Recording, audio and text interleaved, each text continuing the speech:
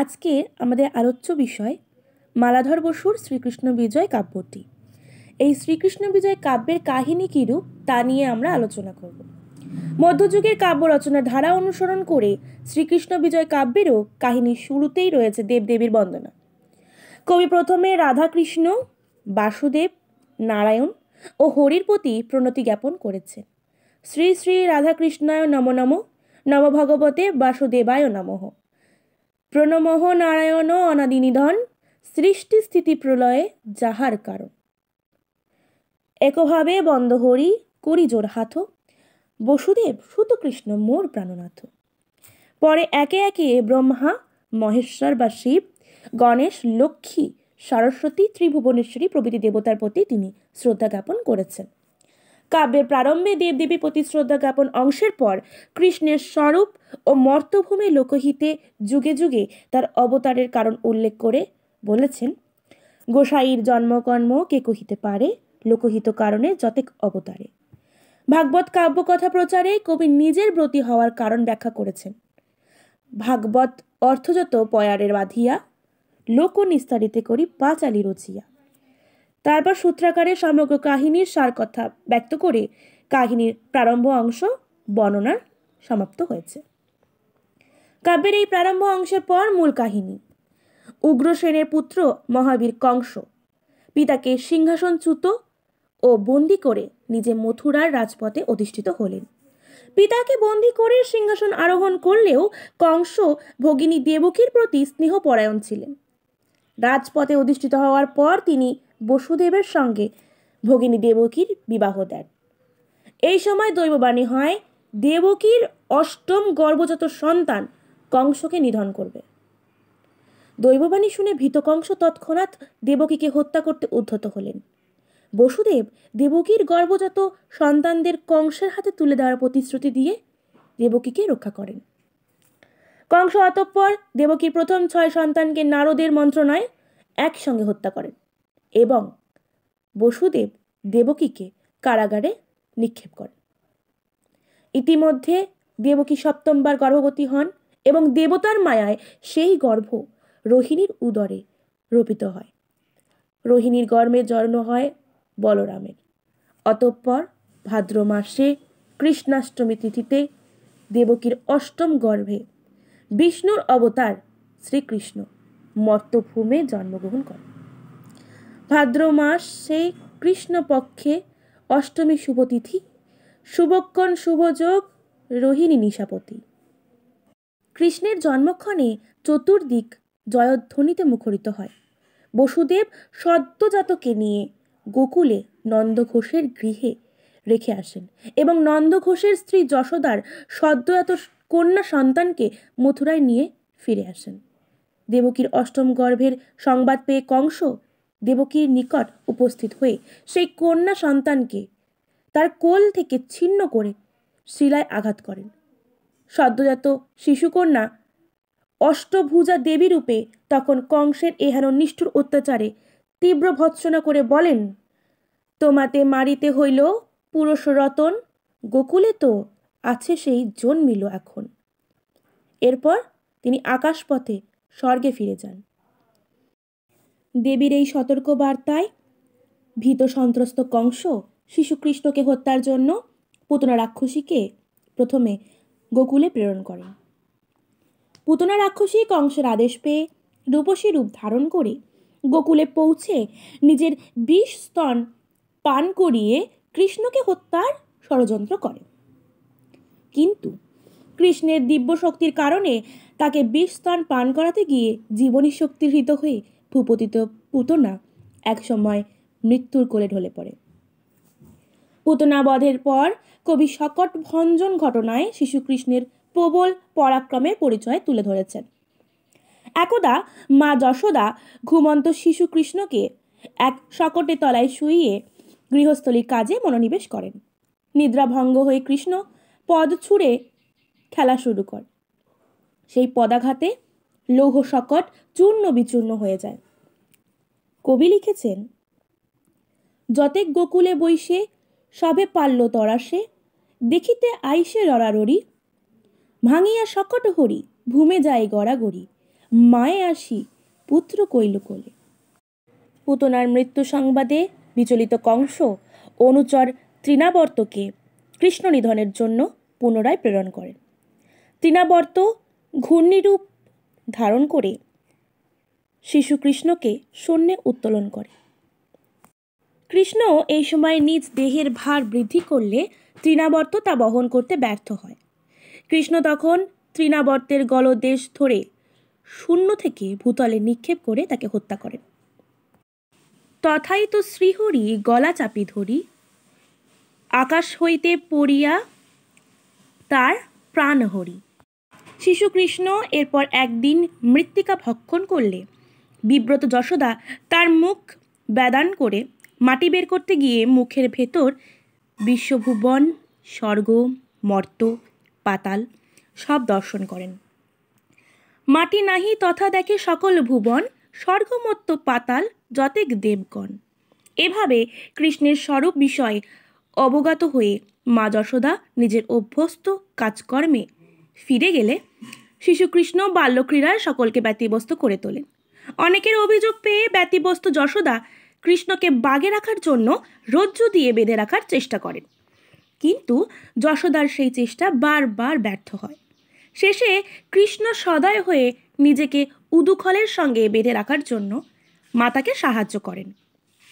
উদুখলের সঙ্গে বেঁধে রেখে মা যশোদা আত্মতৃপ্ত হয়ে চঞ্চল কৃষ্ণকে রেখে গেলেও কৃষ্ণ সেই উদুখলকে টেনে নিয়ে গিয়ে যমল ও অর্জুন দুই বৃক্ষের মাঝে প্রবেশ করেন।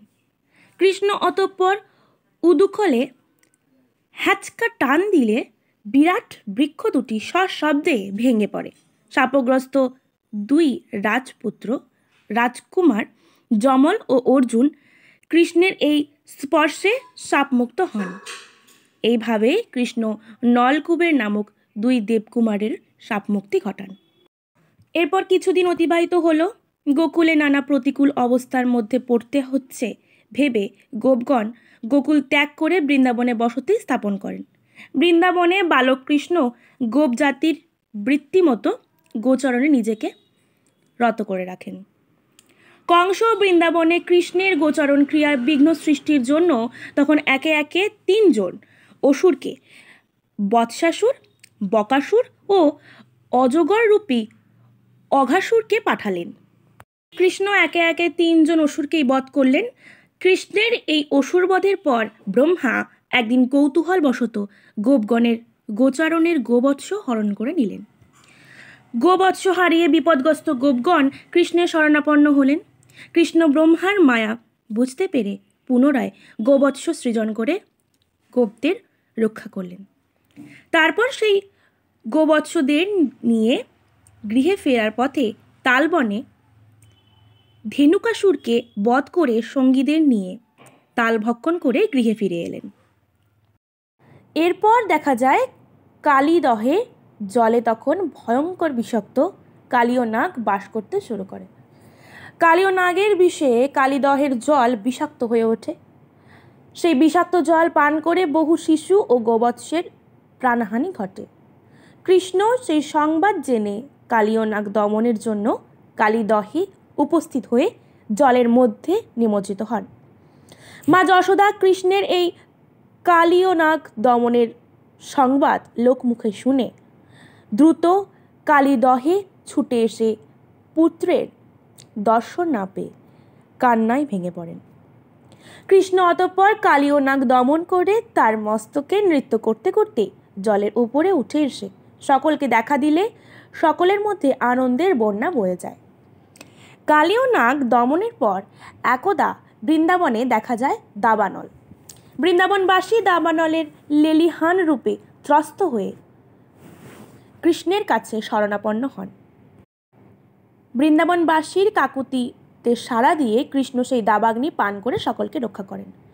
এতে কাকুতি কৃষ্ণ সভাকার শুনি বিস্বরূপ হইয়া কৃষ্ণ পিলেন আগুনি, খণ্ডিল সবার ত্রাস, প্রভাত হইল, আনন্দিত সর্বলোক ঘরকে চলিল।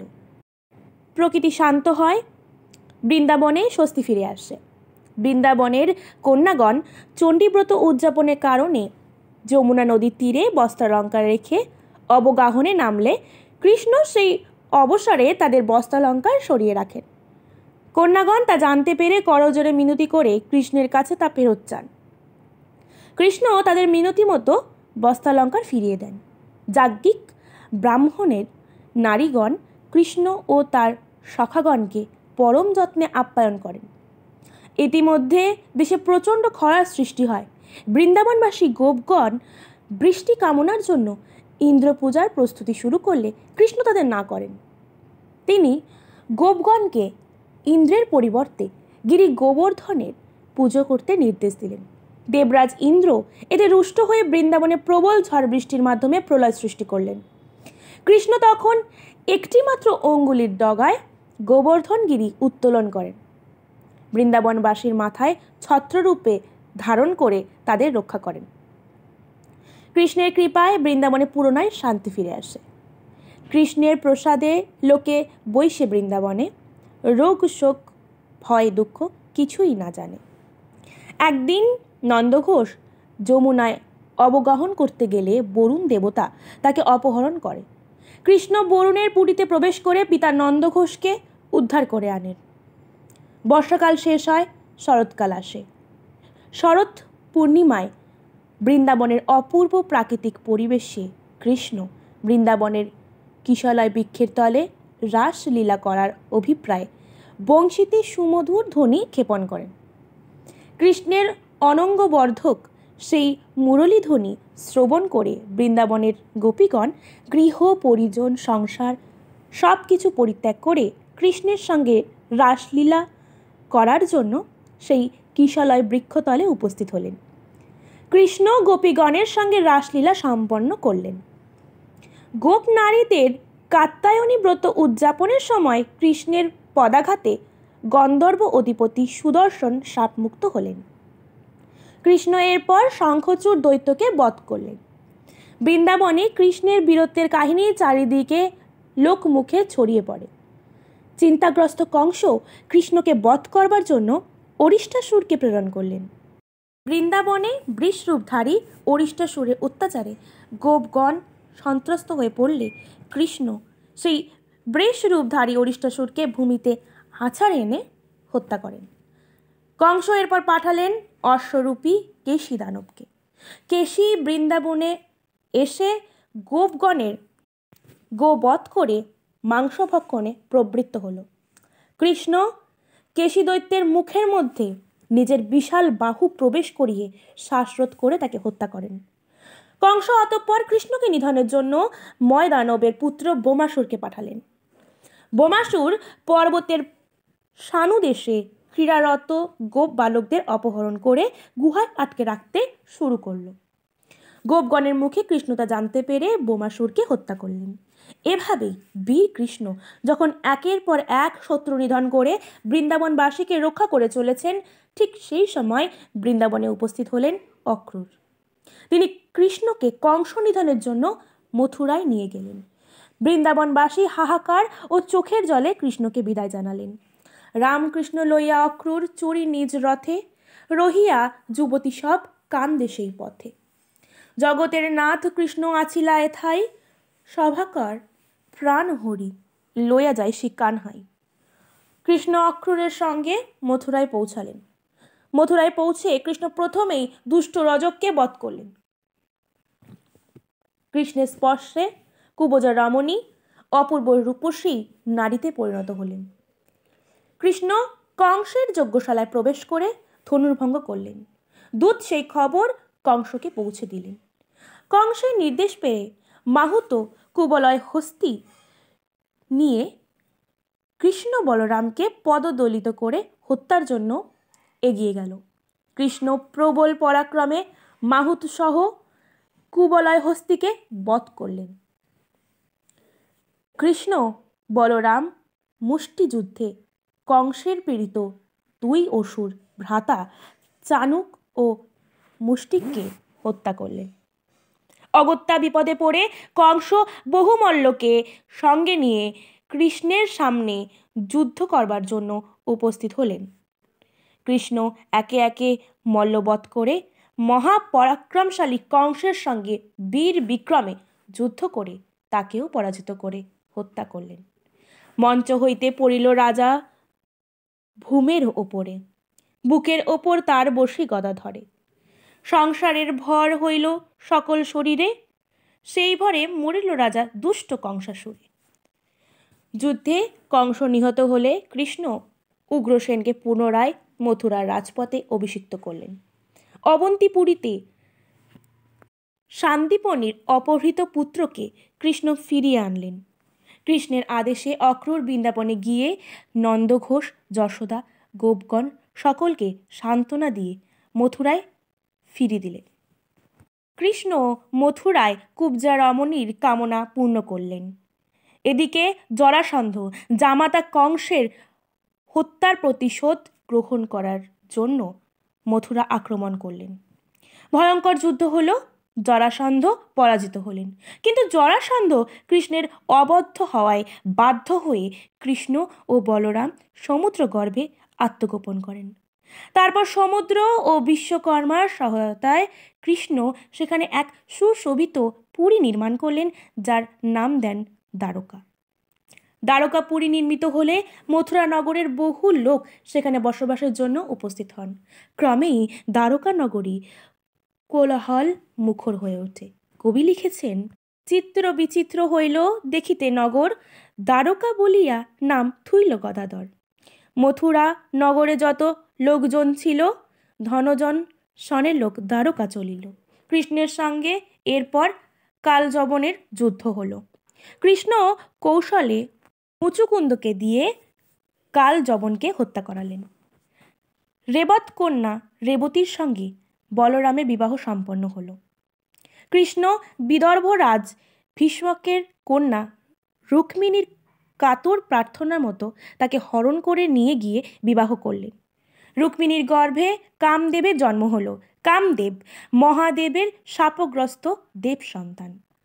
তিনি মহাদেবের শাপে ভস্মীভূত হয়ে রুক্মিণীর উদরে কামদেব রূপে জন্মগ্রহণ করলেন। জন্মের পর কামদেব সম্বরাসুর বধ করেন। অতঃপর কামদেব ও রতির বিবাহ সম্পন্ন হয়। রুক্মিণী রতিকে অতি আনন্দে গৃহে বধূরূপে বরণ করে নিলেন। হরিষের রুক্মিণী দেবী আপনা পাশরি, পুত্রবধূ ঘরে আনি পুত্রোৎসব করি। শ্রীকৃষ্ণ বিজয় কাব্যের এরপরে রয়েছে মণি সংক্রান্ত জটিলতা। কৃষ্ণের সখা সত্রাজিতের তপস্যায় মুগ্ধ হয়ে সূর্য তাকে সমস্তক মণি দেন। সত্রাজিৎ সেই মণি তার ভ্রাতা প্রসেনকে দিয়েছিলেন। এক সিংহ প্রসেনকে হত্যা করে সেই মণি অধিকার করেন। আবার ভল্লুক রাজ জাম্ববান সেই সিংহকে হত্যা করে সেই সামন্তক মণি কবজা করে নেন। কৃষ্ণ জাম্ববানের সঙ্গে যুদ্ধ করে সেই মণি উদ্ধার করেন এবং তার কন্যা জাম্ববতীকে বিবাহ করেন। এদিকে সত্রাজিৎ কন্যা সত্যভামার পাণিপ্রার্থী শতধন্ধা মণির জন্য সত্রাজিৎকে হত্যা করেন। কৃষ্ণ শতধন্ধার সঙ্গে যুদ্ধে শতধন্ধাকে বধ করেন এবং মণির রহস্য উন্মোচন করে সত্রাজিৎ কন্যা সত্যভামাকে বিবাহ করেন। সত্যভামার সঙ্গে বিবাহের পর কৃষ্ণ প্রথমে কালিন্দীকে, তারপর ক্রমান্বয়ে মিত্রবিন্দা, ভদ্রা, লগ্নাজিতা ও লক্ষণা প্রমুখ নারীকে বিবাহ করেন। কৃষ্ণ এরপর নরকাসুরের সঙ্গে যুদ্ধ করে তাকে বধ করে তার 16,108 রমণীকে বিবাহ করেন। কাব্যের এর পরের কাহিনী হলো পারিজাত হরণ।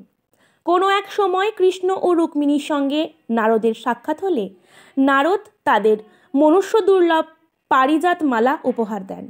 রুক্মিণী পারিজাত মালা লাভ করেছেন শুনে সত্যভামার মনে সপত্নী সুলভ ঈর্ষা জাগে।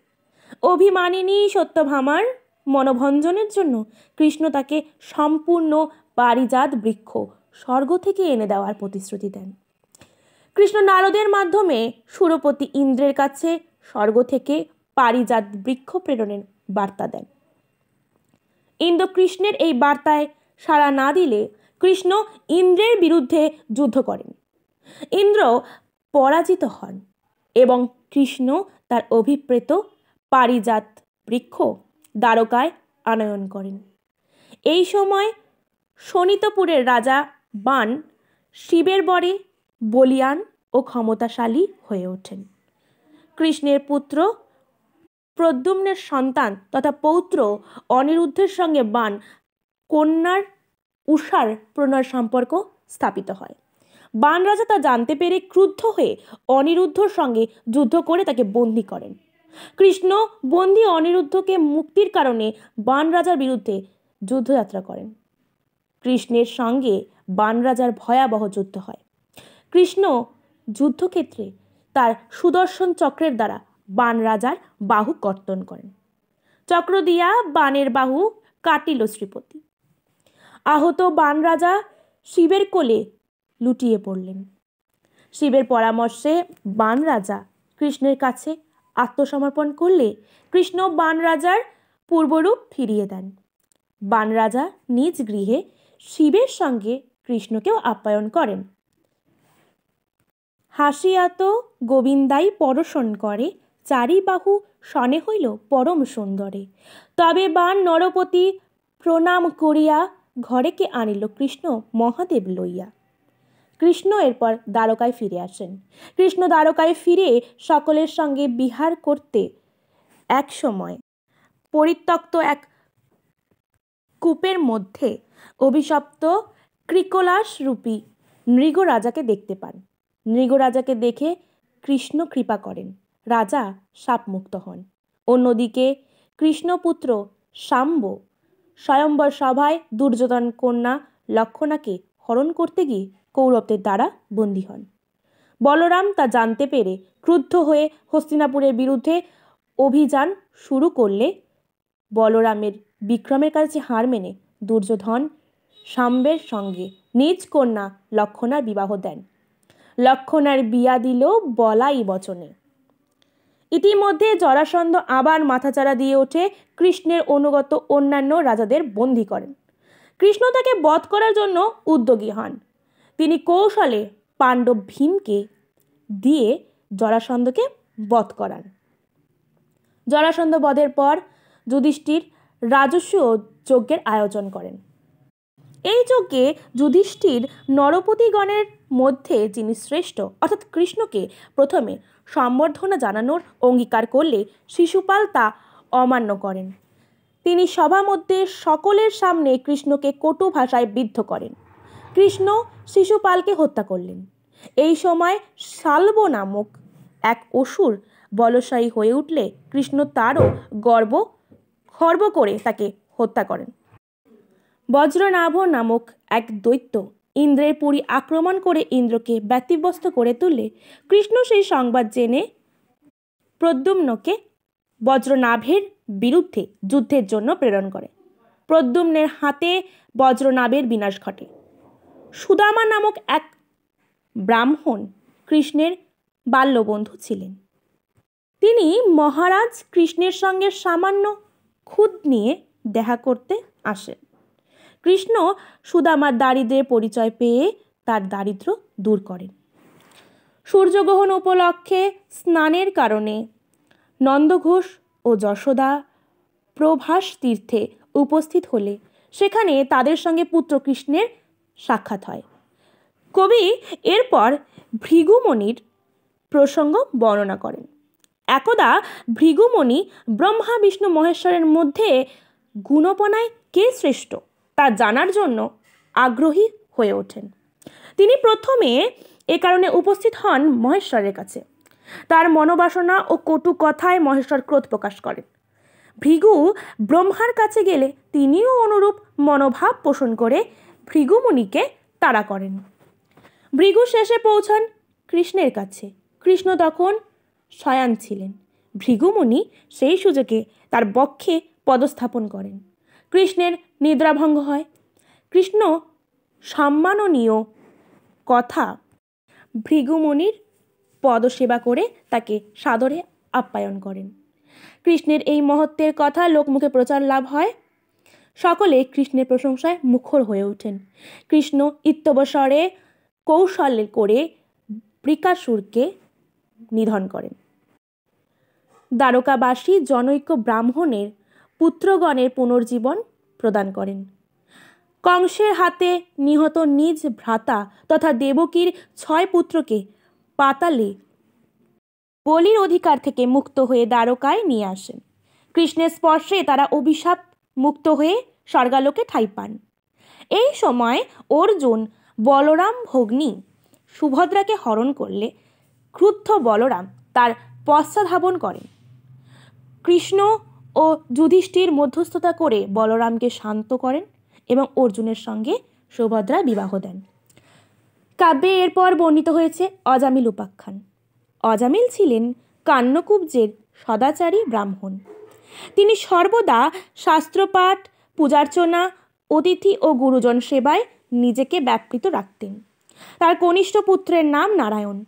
মৃত্যুকালে তিনি নারায়ণ নাম উচ্চারণ করেছিলেন বলে সারা জীবনের পাপ থেকে মুক্ত হয়ে তিনি বৈকুণ্ঠে আশ্রয় পান। অন্যদিকে কৃষ্ণপুত্র শাম্ব গর্ভবতী রমণীর ছদ্মবেশে মুনিদের ছলনা করেন। তার এই পাপ কার্যের জন্য তিনি অভিশপ্ত হন।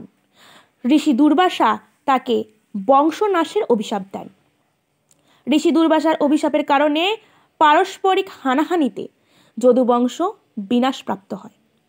কৃষ্ণ নিজে অপ্রকট হওয়ায় আগে উদ্ভবকে নানা উপদেশ ও জ্ঞান প্রদান করেন।